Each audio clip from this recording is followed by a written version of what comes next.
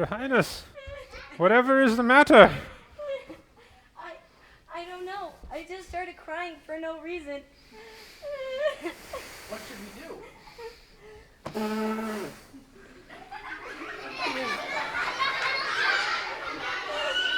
Is that an onion? Princess, were you eating this before you started crying? Yes. No wonder. You're crying. Onions make people cry. Oh, really? I didn't know. I've never taken a bite out of one before. I was so hungry, you see. So I went to the kitchens for a snack. But Cook was gone, and all I could find was this onion. And I thought if I used my imagination and pretended really hard that it was an apple, it would taste like an apple. But when I took a bite, I started crying, and I didn't know I was crying.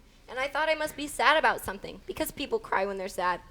But I didn't know what I was sad about, and that made me cry even harder.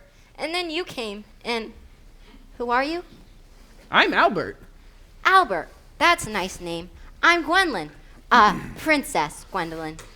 Princess, do you remember what I told you about pretending? Yes, pretending is fun, but don't take it too far. Take care, or you could wind up with a scar. Her imagination's a little bizarre. See, I got this scar from pretending to be like Jack and the Beanstalk. I pretended I had my own magic beans that I planted, and they sprouted and grew into a giant beanstalk. Really, it was just the old oak tree in the garden. And I climbed up the beanstalk, but then I fell all the way down and scraped my hands and knees on a rock and scraped my chin on a sharp rock. And after that, Eldrick and my father said I mustn't get carried away when I'm imagining things, or I could really hurt myself. Wow. As you can see, the princess has quite the imagination. What kinds of things do you like to pretend, Albert? Well, I've always imagined what it would be like to be one of the knights of the square table. That's why I came to the castle. Sir Eldrick and Laughs a Lot have been training me. Guess you can save a damsel in distress off your list, eh? Sometimes I like to pretend I'm a knight. I pretend I'm charging into battle on my horse or fighting a fearsome dragon. But then I usually end up breaking something. Like that one time, I was running through the Great Hall, and I knocked over a vase and broke it. Sir Laughs a Lot has been teaching me to sword fight. I wish I could learn how to use a sword. Well, I sure don't. Albert, we should probably get back to your training. I should like to introduce him to my father first. It wouldn't take long. I don't know, Your Highness. The king is a very busy man. The king? I don't think he'd mind, especially because Albert helped me. I think he'd want to meet him. I'll go get him.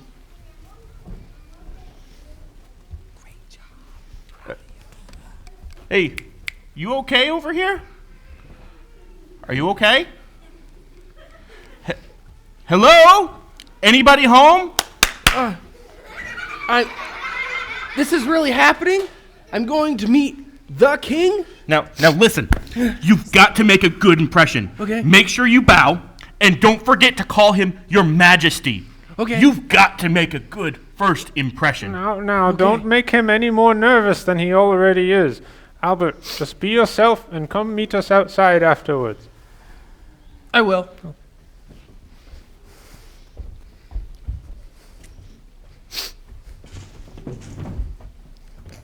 Father, this is the boy I wanted you to meet, Albert. Oh dear! Albert! Wake up! Your Majesty! It's a pleasure to meet you, young man. You may rise. I was crying when Eldrick, Sir Laughs-a-Lot, and Albert found me. Albert figured out right away it was because of the onion and helped me to stop crying. Oh, Gwendolyn, whatever am I to do with you? Albert, thank you for helping my very imaginative daughter. Albert is training to become a knight of your square table, Father. He just arrived at the castle today. Well, you are most welcome. Knighthood is a high calling. I rely upon my knights to help protect the kingdom and to stand for truth. May you train well and prove yourself worthy. Thank you, Your Majesty. Will Eldrick and Sir Laughs-a-Lot be training you? Yes, I had my first lessons today. Well, you couldn't ask to be trained by two better men. I look forward to seeing what God will do in your life, Albert, but for now, I must get back to my duties. There is much to do. Gwendolyn, in 2 days' time, we ride to a nearby village to settle a disagreement between some noblemen. It was good to meet you, Albert. And you, no more snacking on raw onions. I'll never make that mistake again, Father. I'm still very hungry, though. I think I'll go see if Cook is back with any real apples. Can you find your way back outside all right, Albert? I believe so. See you later, then. Bye. Hello there. Oh, I didn't see you there, Your Grace. The princess is a delightful young lady. So charming and creative. You could say that. Just happened to be passing by when I saw you with the king. Yes, I got to meet him. And on my very first day, too.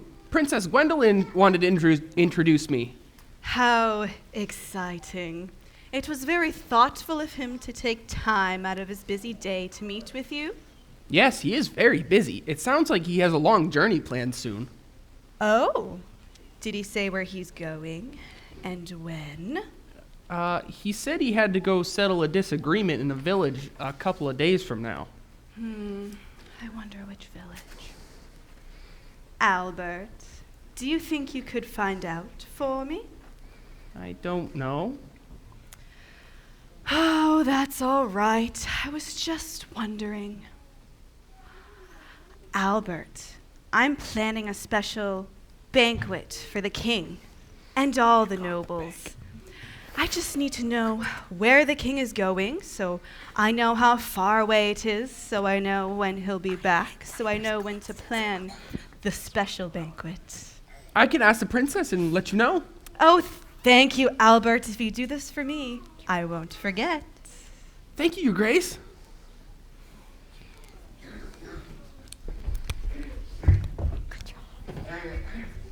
Eldrick, Sir Laughlot, I'm ready for my... Oh, hi, George. Hey, buddy. Hey, Albert! Oh. How did it go with the king? Were you nervous? Hey, that reminds me of a joke. Which of the king's knights never doubted himself? Certain. Get it? Certain. Certain.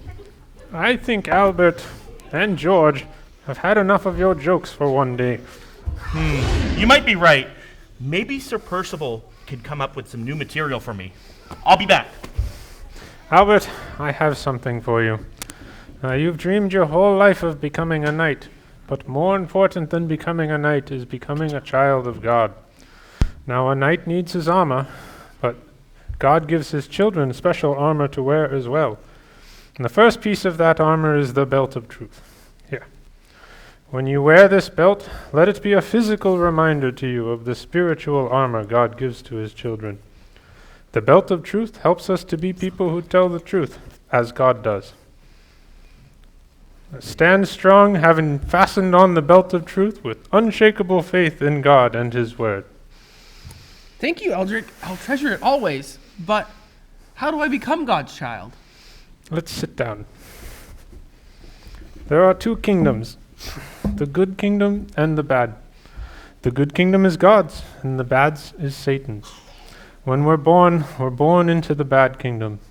From our childhood, we disobey God's commands. That's sin. Sin is what separates us from God, from the good kingdom. But God sent his Son, Jesus, as a perfect substitute for our sins. Jesus lived a perfect life, died in our place, and rose from the dead so we could be forgiven and become part of God's good kingdom as children of God. All we must do is admit that we've sinned, and we need Jesus to receive God's forgiveness. If you do this, God will make you his child and give you his special armor to wear so that we can have unshakable faith and stand strong against evil. I think I understand. Well, while you think about that, you can study the book of truth. That's right. The special copy that you gave me. Eldrick, do you see it? I'm sorry, Albert. I haven't seen it since I gave it to you. Hello, Eldrick. Hello, Albert. Aw, hi, boy. Don't worry. I didn't forget about you. You want a treat? You want it? It was right here, not long ago. What's the matter, Albert? The book of truth that Eldrick gave me, the one with all his notes in it, was here not long ago, but now it's gone. I I have to find it. Wait up, Albert! I can help! Albert, wait. Let's think about this. You must retrace your steps.